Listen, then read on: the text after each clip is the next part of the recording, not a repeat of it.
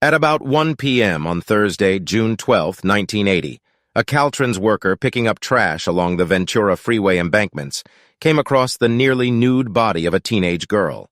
The young brunette lay face down on a bush-covered embankment on the Forest Lawn Drive ramp that spilled onto the freeway.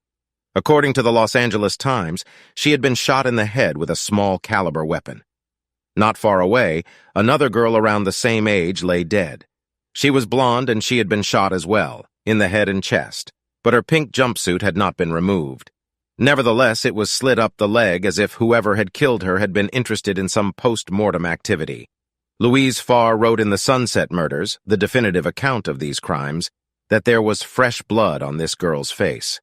Apparently, the girls had been killed elsewhere and then dumped down the sloping embankment. Possibly they had been hitchhiking. They had no ID on them and their bodies were bloated from spending several hours that day in the sun.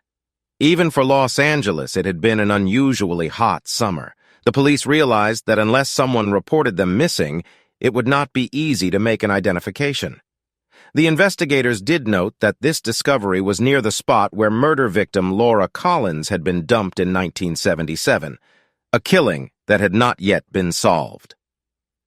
Also, Yolanda Washington, the victim of the Hillside Stranglers, had been killed and dumped on the opposite side of the road, closer to the famous Forest Lawn Hollywood Hills Cemetery.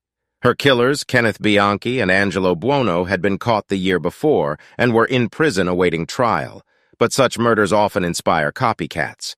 It was clear that the two bodies had been placed there only a short time before and were in plain view as if the killer did not care if they were found, a behavior similar to the Hillside Stranglers.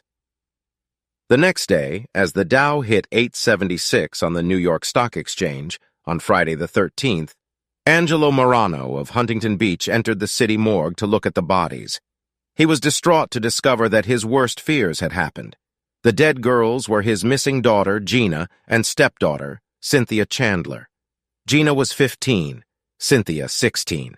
He and his wife had been looking for them for more than a day, and when he'd seen the news report, he'd gone straight to the police. Despite the family's request to be left alone, there were people who would talk about the girls to reporters, and it turned out that they were drug abusers, truants, and frequent runaways. It was not clear when they'd last been seen. Newspaper accounts made it sound as if they had indulged in risky behavior. The autopsies indicated that when she was found, Cynthia had been dead for more than 12 hours, placing the time of death around midnight. She clearly had been dragged across a rough place after she was killed.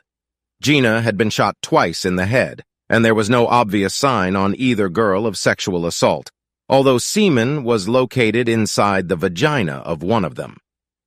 There was some discussion among the police about a possible necrophilic activity. Soon a call came into the station from a woman who implicated her boyfriend in the killings, but who refused to offer details that could help to locate him. She could have been just a crank caller, always an accompaniment to such crimes, but she was correct about how the murders had been done. She knew details that had not been released to the media. Her report that she and her boyfriend had recently washed the car, inside and out, was consistent with the way a killer would act who wished to remove evidence. But the switchboard cut her off, and she did not call back. If she had, some lives could have been saved, and she might not have taken the path she did. It was no crank call. 11 days passed, and 2 more females were found shot in a similar fashion. First, according to some accounts, just before dawn on June 23rd, someone discovered the body of prostitute Karen Jones, 24, on Franklin Avenue. She had been shot in the head with a small-caliber pistol and dumped behind a Burbank steakhouse. Not long after, around 7:15 a.m., the headless body of a woman believed to be in her 20s was discovered nude beside a steel trash bin. The bin was at the rear of a Studio City Sizzler restaurant in Los Angeles, California. Sergeant Al Gastaldo made a brief comment for the paper, and the incident took up 1 paragraph just below notices of a bomb threat that had evacuated a British plane and of an earthquake in the Riverside area of California. The victim was soon identified as 20-year-old Exie Wilson, also a prostitute, and a friend of Karen Jones. A thorough search of the area failed to turn up her missing head. They had no leads as to who the killer was. Then, on the morning of June 27th, Jonathan Caravello went down the alley near his apartment around 1 a.m. He tried to park his car, encountered resistance, and spotted an ornate wooden box that looked like some kind of treasure chest. It had an oversized lid. Hopeful that he had found something valuable, he went over to it. Part of the wood was shattered on the outside as if someone had hit it or thrown it. Leaning over, he unlatched the metal clasp and lifted the lid. Inside was some coarse material, but it smelled of something odd. Rummaging past the material, he got the surprise of his life. Cradled in some discarded blue jeans and a t-shirt was a human head. He could see that this person was female and brunette and that her mouth was slightly open, but he didn't pause for a closer look. It wasn't hard to see that this was no Hollywood prop. Caravello ran from the open box into his apartment to call the police. The head, which was considerably colder than the outside air, apparently had been frozen and then washed. It was soon connected via the cut marks with Exie Wilson. "We have examined the body and the neck," Assistant Chief of Investigation James Kono told the Associated Press, "and the wounds all match up." The head and body had been placed approximately 8 blocks apart. Inside the skull was a .25 caliber copper-jacketed bullet. Ballistics analysis determined that it was likely from an automatic known as a Raven, and the bullet that had killed Exie was from the same gun that had killed the stepsisters. So was the bullet that had killed Karen Jones.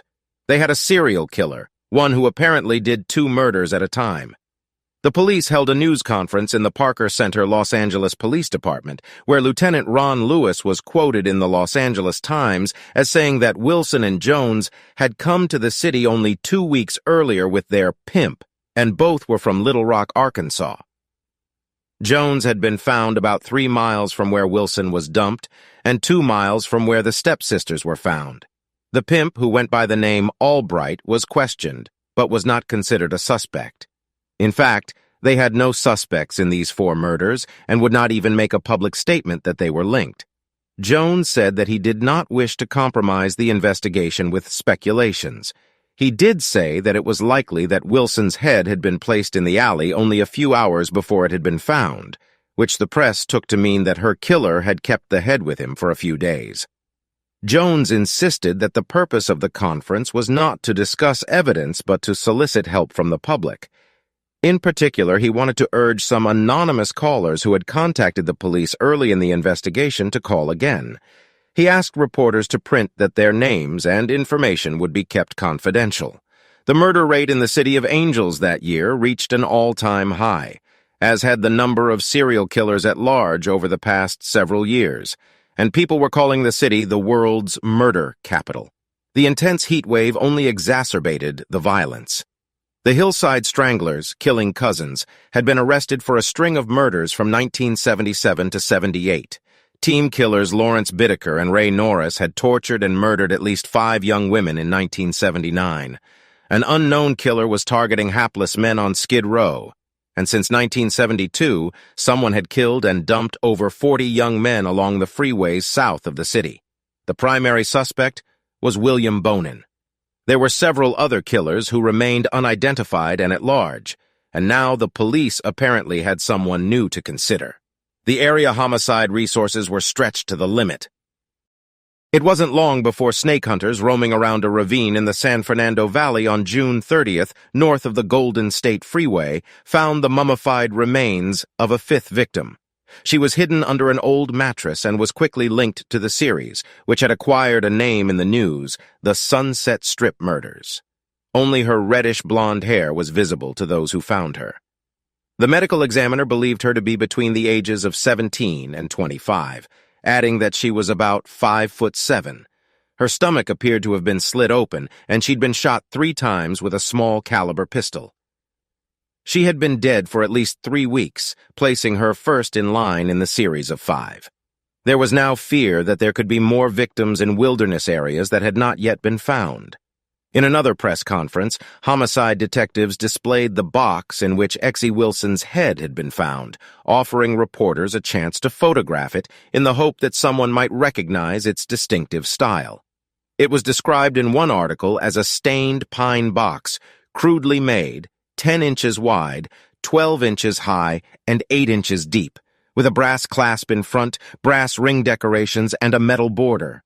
Again, the police would not reveal their evidence, but they did admit that they had physical evidence linking all of the murders. That was interpreted to mean ballistics evidence. "We believe the killer is someone from this area," said Detective Sergeant John Helvin, "but we don't know for sure." Many people called the police to say that boxes like the one displayed could be purchased at Kmart and Newberry stores throughout the area. Detectives checked on this but found no other boxes like the one in their possession. The clothing inside, jeans with the crotch cut out and a pink t-shirt that said, "Daddy's Girl," had drawn no additional leads. Then the first victim was identified. She turned out to be 17-year-old Marnette Comer, a.k.a. Annette Ann Davis, from Sacramento, who had a history of running away from home, was a suspected prostitute, and apparently had met the wrong person. She had last been seen on June 1st. The bullet that killed her was linked to the 4 other murders.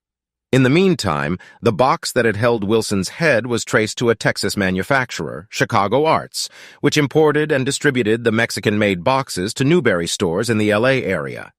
They had narrowed down the possibilities to a few stores and were working on customer leads. Then the pattern changed. Another corpse was found, but this one was male. The police would not have thought to link it to the series of female murders if not for a fortuitous incident. The male victim was found on August 9th. 5 days after he had been killed, according to the Los Angeles Times. He'd been left in a van that turned out to belong to him, but he was in bad shape from being locked inside during the heat wave. He was blistered, blackened, and decomposing, and his head had been severed from his body and was missing. He had been viciously stabbed 9 separate times and also slashed across the buttocks, from which pieces had been removed. Despite not locating his head, police soon identified him as country singer John Jack Robert Murray, 45, of Van Nuys. The man sang part-time at Little Nashville, a bar located 2 blocks from where he was found. While the killer had removed this man's head, that same person had overlooked something crucial, spent shell casings which suggested that the victim had been shot. Aside from the beheading, it did not appear to anyone that his murder bore any association with the string of killings that the police were investigating. But it wasn't long before they discovered that Murray had not been murdered by the Sunset Slayer. His demise had come at the hands of a woman who claimed on the phone to be the Slayer's girlfriend. She had broken down on August 11th where she worked at the Valley Medical Center in Van Nuys, telling some co-workers that she had taken lives, and those who heard her say this called the police. This woman's name was Carol Bundy, and she was a 37-year-old vocational nurse who was apparently involved with a man named Douglas Clark. The police went to Bundy's home, arrested her, and confiscated what she handed them. It turned out to be 3 pairs of panties that she said had been taken from the victims, as well as a photo album of Clark in compromising positions with an 11-year-old neighbor girl. She also admitted that she had killed Jack Murray herself. Another team had already arrested Clark in Burbank, where he worked as a boiler engineer for the Juergens Corporation. He went to jail charged with lewd and lascivious conduct with a minor and with aiding and abetting a murder suspect. Bundy apparently needed his assistance with Jack's head. While awaiting Clark's hearing, police had time to search for evidence of the more serious crimes of which Bundy was accusing him. His bail was set at $500,000, and he was assigned a public defender. It was an unusually high figure for bail, but the police feared that if Clark walked away, he would destroy evidence needed for a murder investigation.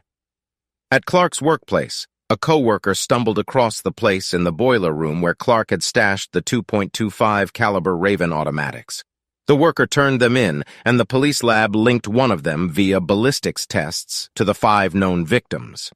Clark was charged with those 5 murders. A pathologist got to work to determine if the same person had beheaded both Murray and Exie Wilson, but he determined that 2 different people had used 2 different knives, just as Bundy was telling them. Commander William Booth would not speculate for the press on the motives for the murders or how the 2 suspects were related, but he was quoted in the Los Angeles Times as saying, "It is believed in several of the killings that sexual activity was involved." He also indicated that media coverage had brought forward leads that were credited with helping to make the arrests. Carol Bundy was arraigned on August 13, 1980, in the murder of John Murray, and ordered held without bail until her preliminary hearing in 2 weeks. The complaint noted that Murray had been killed because he was a witness to a crime, and Bundy wanted to prevent him from offering testimony. Reporters asked police if Murray had been the anonymous caller who had offered important information, but they declined to say. In fact, the media would eventually learn that it was Carol Bundy herself who had called after the murders of the stepsisters. As often happens, these two killers turned on each other, attempting to place blame for the murders on anyone but themselves. Eventually, their sordid story unfolded, at least according to Carol, who willingly confessed in detail to police, authors, and journalists, and also in court. Clark had his own story, but it wasn't supported by the facts. As with all self-serving self-reports, Carol Bundy's must be received with some skepticism. By 1980, killers had learned that child abuse was a good excuse, and Carol was no different. She claimed that after her mother died, her father committed repeated incest on her and her sister. Apparently, her sister agreed with this and added that before her death, their mother had often been out of control as well. After her father remarried, Carol was sent through a series of foster homes. She quickly became promiscuous to get attention from boys. Marrying young, she went through 3 marriages by the time she was 35, including one to a 56-year-old man when she was only 17. She went between men and women, seemingly unable to decide which gender she preferred, and was often unfaithful to whomever she was with.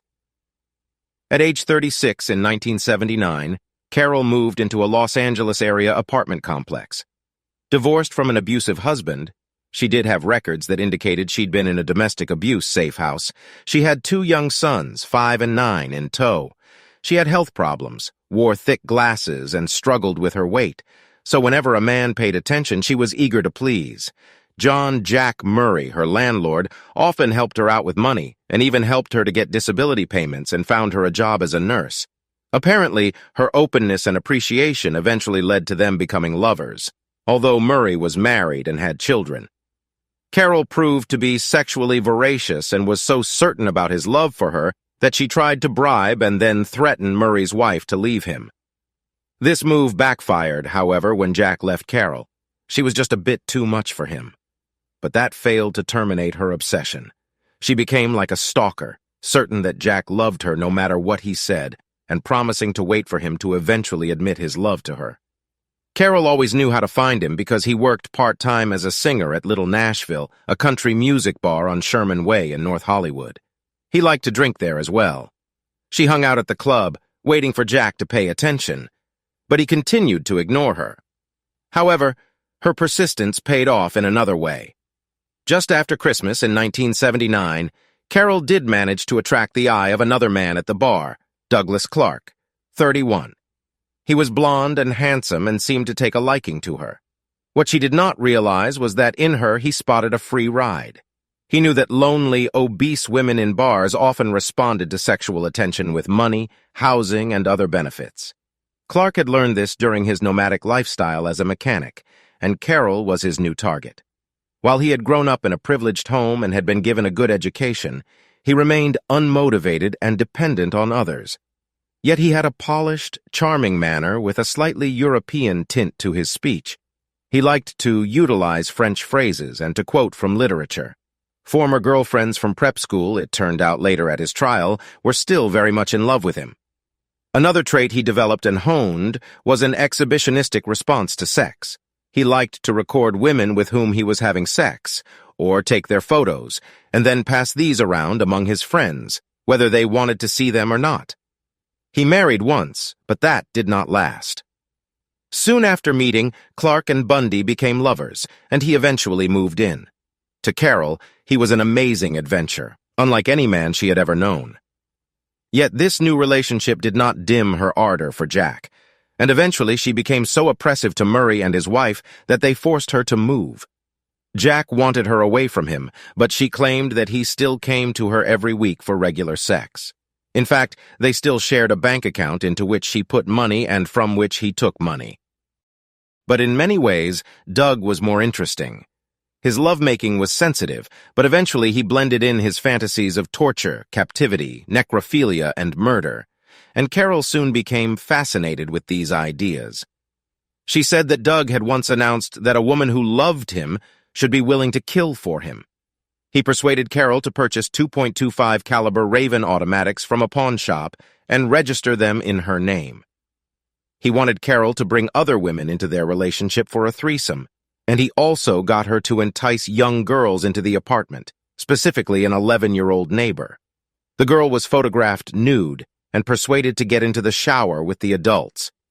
Bundy did not seem to think this was wrong. Instead, she later admitted, she did not feel that this kid was competition for her, and letting Clark have this experience with the girl was just a way to please him. It was a gift. They even made a photo album of pictures of the girl with him, that same album that Carol would soon turn over to the police. While Carol claimed that she was hesitant but afraid that if she did not go along with him, Doug might reject her, it's fairly clear from what she did not say that she had little sense of right and wrong. At times, she seemed to be less the frightened female who does what she must to please her man than a female psychopath easily goaded in immoral acts through her own lack of conscience and remorse. She claimed she had no idea that Clark was capable of actual murder, but her version of the story tends to be self-serving, especially in light of subsequent events. When Doug became Carol's roommate, things began to pick up speed. Carol found Doug to be suddenly quite controlling. He demanded that she do what he wanted and threatened to abandon her, she said, if she did not comply. He wanted a sex slave, someone who would see to all of his needs, mundane and bizarre. She gave in, expecting that in return he would be true to her, but he soon told her that he was tired of having sex with her and needed something new and more exciting. He brought prostitutes home, and to please him, Carol went along with it. In the meantime, Jack Murray faded away, apparently relieved to be free of Carol's delusional neediness. By the spring of 1980, Carol said later to police, Doug Clark had turned to murder. One day in April, he came in covered in blood. He lied about its source, but then, on another occasion, Carol discovered a bag of bloody women's clothing in the car. Doug then told her about Gina and Cynthia, the two girls found murdered in June and dumped off the freeway.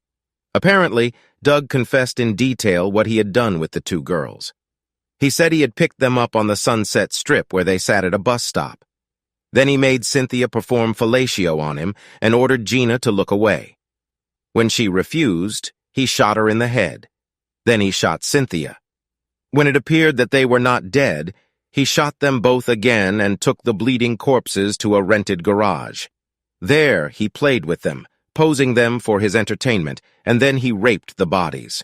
In the early morning hours, he dumped them by Forest Lawn Hollywood Hills Cemetery. He told Carol about this incident, and she found herself intrigued and excited by the idea of this kind of kinky sexual escapade. She felt that an intimacy had grown between them that Doug did not have with another woman he was seeing, and she wanted to go along on one of his murder adventures. She apparently thought that this would finally seal their relationship. Yet she must have had second thoughts because she did call the Van Nuys police to report what she knew. That was on June 14th. When the switchboard cut her off, she did not bother to call back. It's not clear how far she would have taken this had they given her more serious consideration. She might have stopped Clark or she might have pulled away from the police.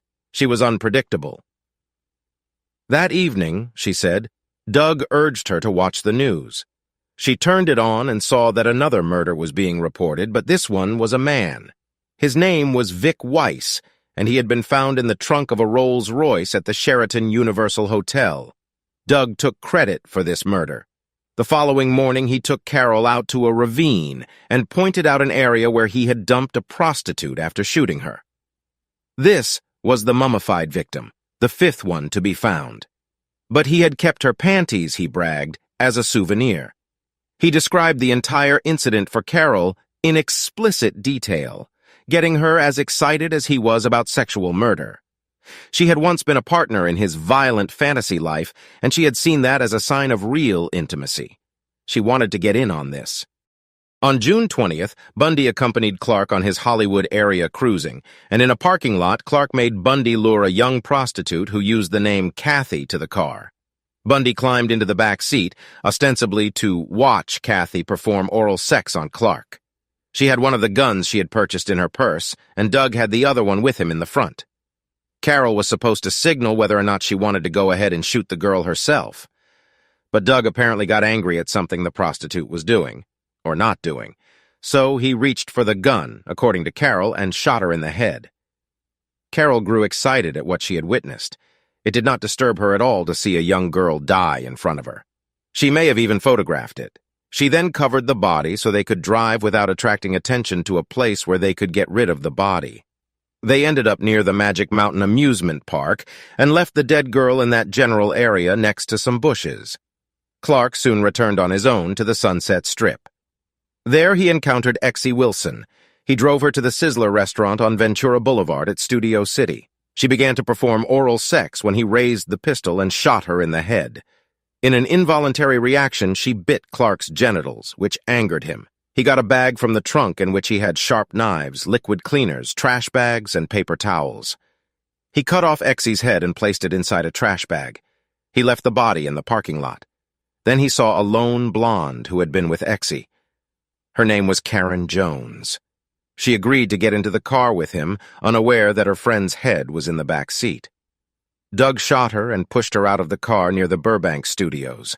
She was quickly found, and Exie's body was discovered on the same day a few hours later, although reports are mixed on the order of discovery. But Doug had driven away to Carol's and placed the head in the freezer to preserve it for their use as a sex toy. Carol admitted to a journalist that they had fun with it. "Where I had my fun was with the makeup," she is quoted as saying. "I was making her over like a big Barbie doll." Once she had the makeup right to Clark's satisfaction, he would penetrate the mouth for a form of necrophilic oral sex, and even take it into the shower with him. They continued to use it in this way for 3 days before placing it, freshly scrubbed, in the box in which it was found, and discarding it in an alley. Carol wore gloves so she would not leave prints. On August 1st, Doug had taken his 11-year-old companion with him on a prostitute run. He let the girl watch him have oral sex with the prostitute, dropped her off, and then shot the prostitute in the head. He told Carol he had used her corpse for sex and then dumped her near some water towers in Antelope Valley. Then on August 5th, Carol sought out Jack Murray for some companionship. She dropped hints about what she had been doing with Doug, and according to her, he apparently talked about turning Clark in to the police. That was not what Carol had intended, so she knew she had to get rid of him. She lured Murray into his van, had him lie on his stomach, and shot him in the head. But he was not dead, so she proceeded to stab him until he died. After she murdered him, she cut off his head and called Doug, who helped her to get rid of it in a trash can. The stench in the van eventually led police to the discovery of Jack Murray's body. Carol and Doug were actually at Little Nashville when a commotion occurred just down the street. Carol overheard that the police had found shell casings and realized that they now had evidence linked to her gun. Not only that, Jack's current girlfriend had seen Carol go to his van with him and had told this to the police. Carol couldn't hold it together for long, and when she admitted to co-workers that she had killed people, the series of murders came to an end. Feeling betrayed by Doug's aloofness, she blamed everything on him, claiming that he was insane and that he had overpowered her. In his turn, when the police arrived, he said that Carol Bundy was a lunatic and that he had nothing to do with any of the crimes. She was framing him for her perverse activities. He talked without an attorney for more than 3 hours, admitting he knew one of the victims, that he frequented the Strip, and that he had helped Carol to dispose of the head of Jack Murray. Their nasty demise was as predictable as their relationship had been in terms of the dynamics of dominance and submission. They had performed a deadly dance together, and now it would proceed to a new phase. Robert Hazelwood, a former FBI special agent with the Behavioral Sciences Unit, undertook an extensive study with Dr. Park Dietz and Dr. Janet Warren of 20 wives and girlfriends of sex offenders. While he does not name them, one case he describes is similar to that of Carol Bundy. Of this study, Hazelwood said, "It was more revealing than talking to the offenders. With offenders, you get lies, projection, denial, minimization, or exaggeration. The wives and girlfriends are just like a sponge. They ask, 'How can I help? What do you need to know?' You'll get insights into the offender that you'll never get from the offender himself. For example, what type of fantasy would he act out? They would tell this in detail. It was fascinating. He was surprised to learn that these women all appeared to be normal and came from mostly middle-class backgrounds. Like the women themselves, Hazelwood pinpointed the males as the instigators. These men have the ability to recognize vulnerable women and manipulate them. The behavior gets reinforced with attention and affection, gifts and excitement. Eventually, the men are doing things that isolate them and further lower their self-esteem. All they have is this guy, so they cooperate. Hazelwood identified a 5-step process that turned these women into accomplices.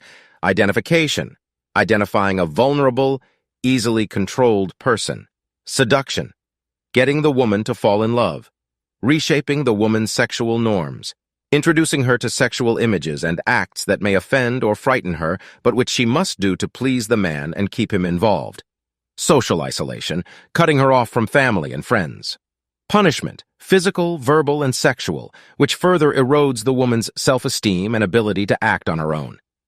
In short, it's a relationship of dominance and submission, which means that one person is assertive and the other submissive as a means of achieving intimacy or greater sexual satisfaction. Conflict like this reportedly magnifies physical sensation, yet there's a popular misunderstanding about relationships that involve dominant and submissive partners, that the dominant one runs the show and makes all decisions, and the submissive one has no choice but to obey. In fact, both partners have strengths and weaknesses, both manipulate and both complement the other. To make the dance work, they each need the other. They play with the illusion of forced captivity and make it seem more frightening than it actually is. That means there's a continual exchange of power. The dominant person finds pleasure in mastery, while the submissive one enjoys the feeling of surrender. They help each other to explore their fantasies by each of them playing the role that the other needs to complete his or her idea about the desired feeling. The experience pushes them both closer to their most primal needs, which reportedly creates a flow of energy that neither can experience alone. Oddly enough, a paradoxical equality is achieved between the one who shoulders power and the one who is willingly stripped of it. The development of this dynamic is clear in the way Clark and Bundy related to each other. She liked that this self-named king of one-night stands was decisive and dominant, so that once he became really controlling, she was already used to submitting to whatever he demanded, no matter what it was. While the .25 caliber pistol with which the 5 known victims were shot was found in Clark's possession, it turned out to be registered to Carol Bundy. That complicated matters.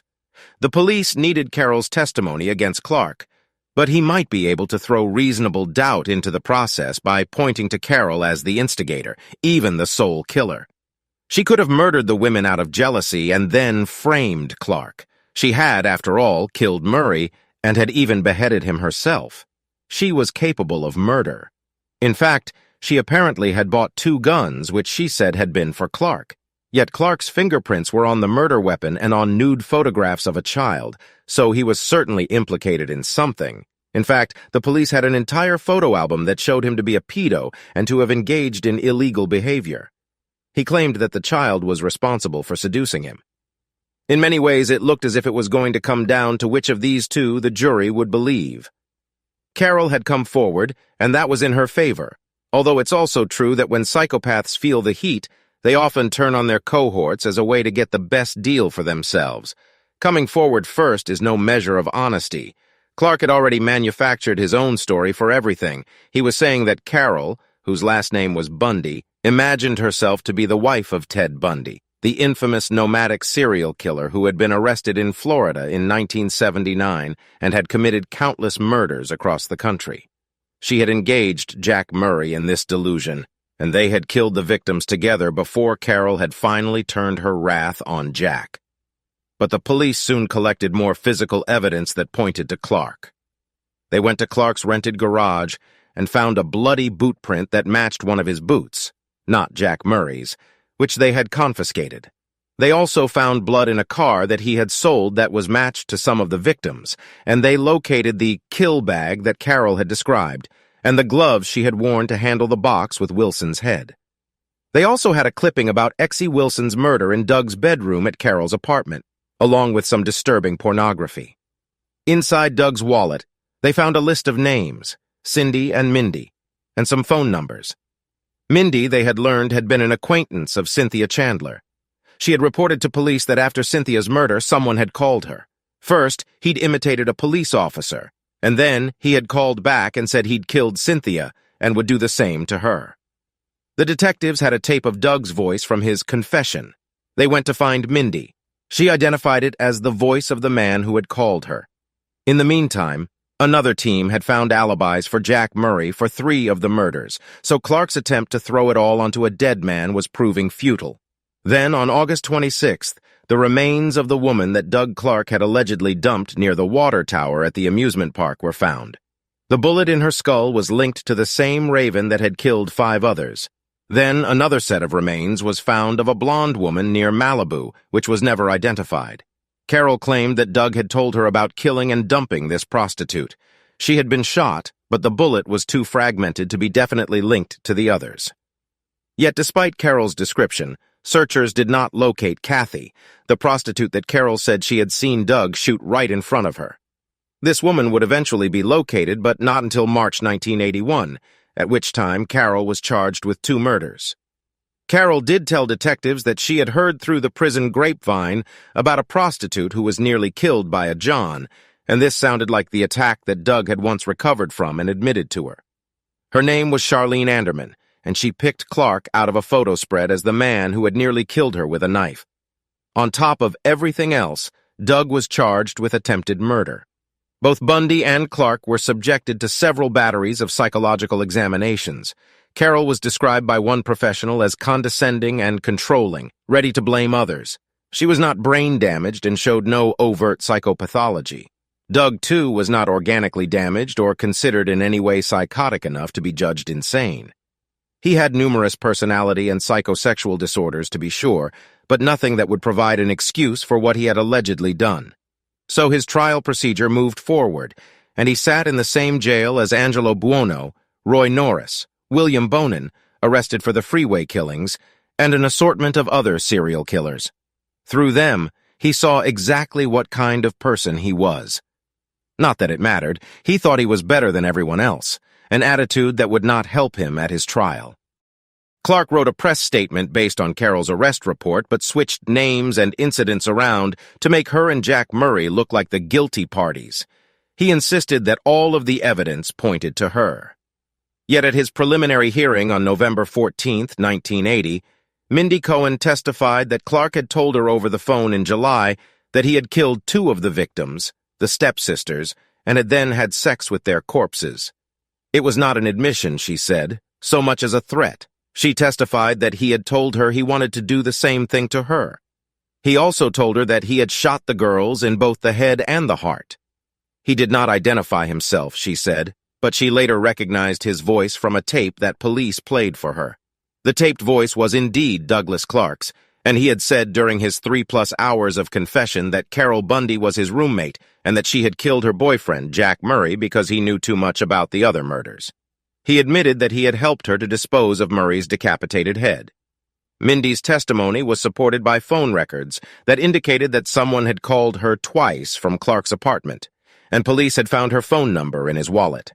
The first time he had posed as a detective, the second time as the killer. Clark admitted that he made the calls, but insisted that he had identified himself with his real name. He believed that this indicated that he was innocent. Clark was held for pre-trial motions set for December. Because of special circumstances in the murders, he faced the death penalty. He began at once to accuse the police of planting evidence and faking the tape of his voice, and he proceeded to show fault with a succession of lawyers that the court imposed. He accused everyone involved of being dishonest, and he attempted to find ways of discrediting Carol. He even suggested that the blood of a victim found on one of his paintings from the rented garage had been refrigerated for the purpose of framing him. One of his plans for undermining was rather ludicrous. He had learned that Veronica Compton was in the same prison as Carol. Veronica had tried to win hillside strangler Kenneth Bianchi's love by following his plan for her to strangle a woman in Washington state and plant his semen on her. That way, he could prove that he had not been the murderer of 2 women there earlier that year. But Compton had failed in her mission and been arrested and imprisoned for the attempted murder. Bianchi had turned his back on her, but Clark saw an opportunity. He wooed her himself and hoped to use her via his flowery letters and a valentine decorated with a headless female corpse to get at Carol. He also assured her that he would be out of prison by August of the following year. When a Washington jury convicted her, he sent her a rose. He hoped he could win her into helping him to frame Carol.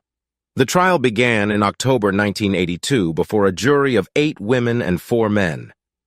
The event drew large crowds of journalists, television reporters, and onlookers, including Peter Falk, the actor who played TV detective Columbo. It took 4 months to complete all the testimony, which Deputy District Attorney Robert Jorgensen described as an intimate tour of a sewer. Doug Clark was charged in the murders of 6 women, ages 15 to 24. All had been shot in the head with the same gun. For another potential victim, the bullet was too disintegrated to make a definite match. Jorgensen called Clark a cowardly butcher of little girls and a necrophiliac, but the defense portrayed him as an articulate, intelligent man against whom the evidence was only circumstantial. Clark himself undermined this by acting arrogant, calling the court officers names, and disrupting the proceedings with temper tantrums.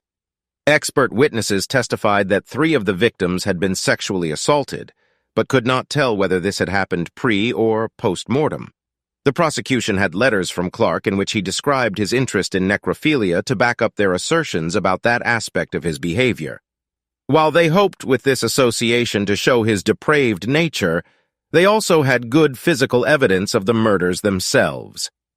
During part of the trial, Clark served as his own attorney, with court-appointed lawyers Maxwell Keith and Penelope Watson as his legal consultants. He despised Keith, but liked Watson. During his stay in prison over the past 2 years, Clark had studied law books and wanted to handle things himself. The judge was not so sure, but allowed it for a period of time. Attorney Keith pointed out that Clark had voluntarily given blood samples and cooperated with authorities with interviews and information. It's not something a responsible person would do if his life was in danger, he said, but most of his efforts were thwarted by Clark's assertions and behaviors. Like many narcissists, he failed to see how he was coming across. Charlene Anderman was first on the stand in terms of the lineup of victims, because according to Carol's report, she had been the first one attacked.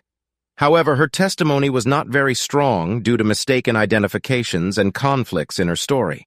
She also had been hypnotized to refresh her memory of the incident, and this became a point of contention since such evidence had been ruled inadmissible in California.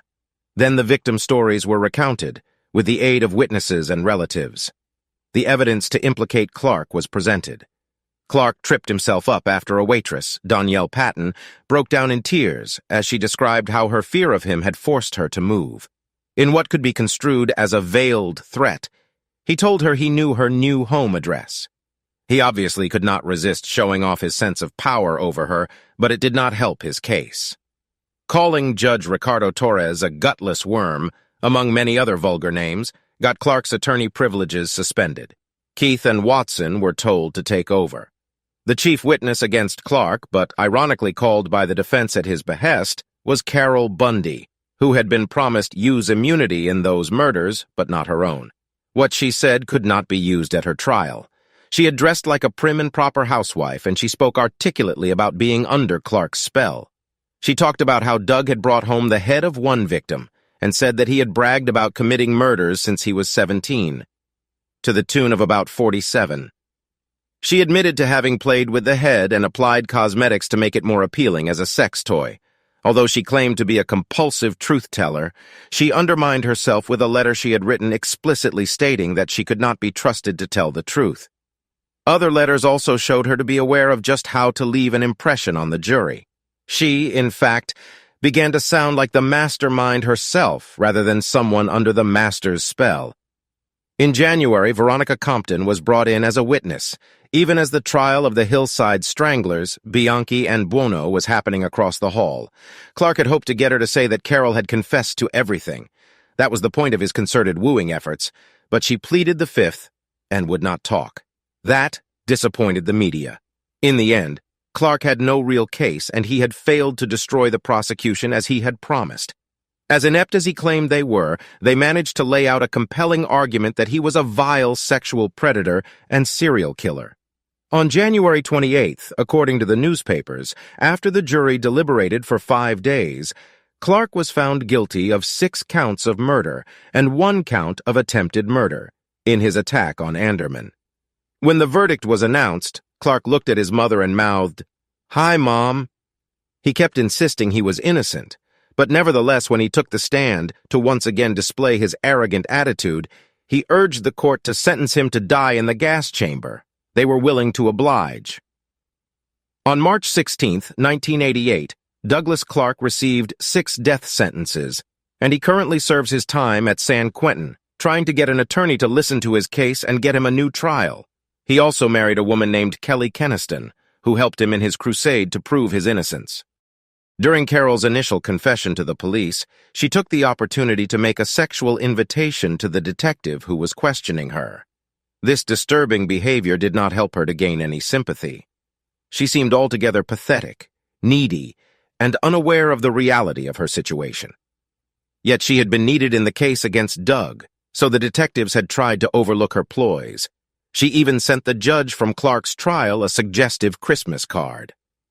Carol Bundy had long considered pleading not guilty by reason of insanity in the murder of John Murray and in assisting in the murder of an unidentified prostitute, the Kathy murder.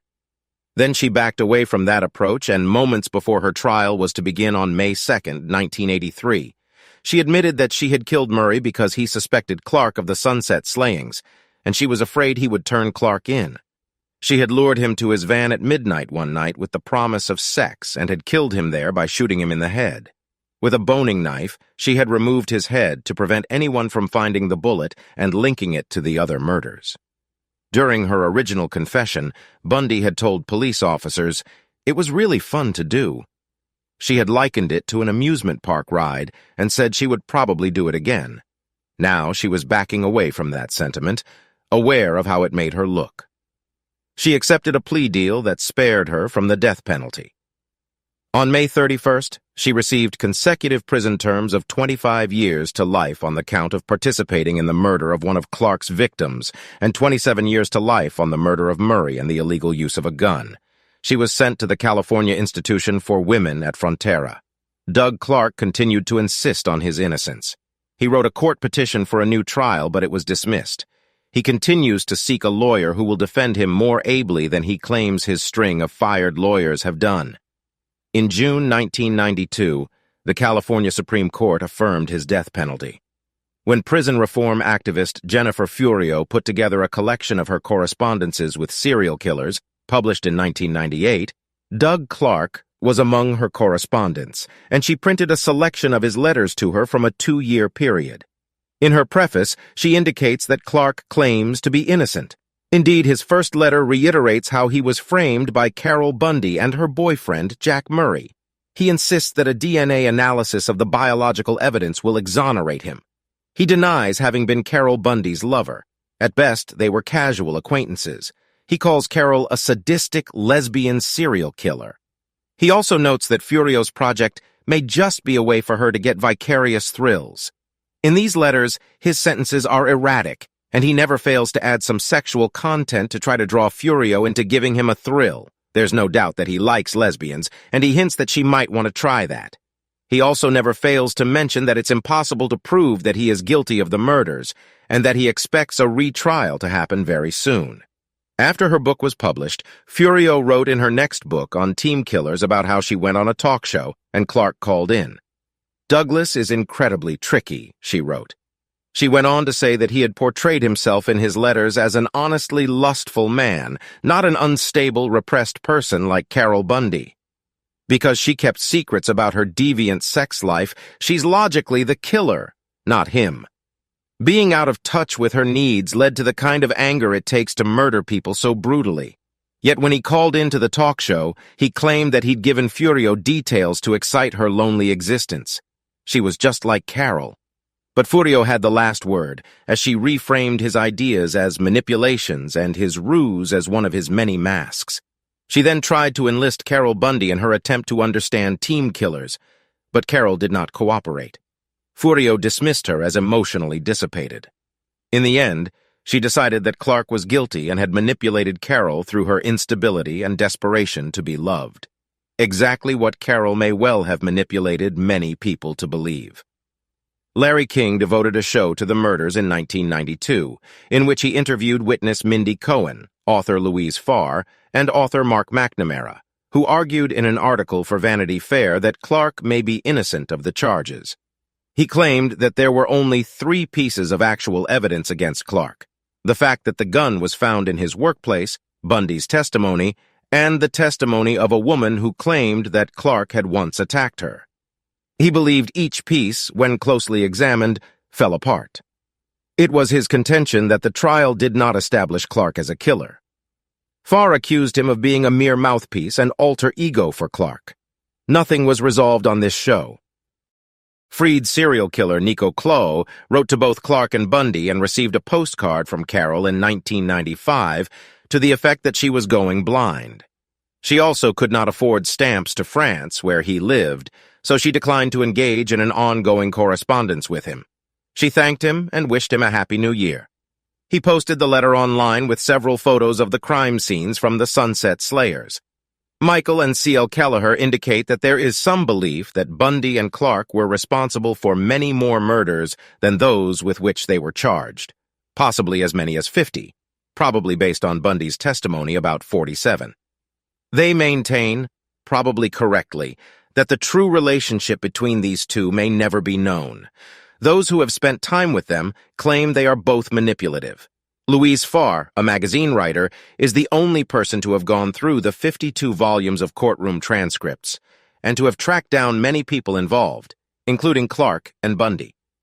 She commented that researching these crimes had an emotional impact on how she now views violence. In an interview with the Los Angeles Times, she said, "Crimes like these reverberate outward and the circle keeps getting bigger and bigger." Bundy died in prison from heart failure on December 9, 2003, at the age of 61. And Clark, well, Clark is probably still confident he will be released soon. He is now 75 years old.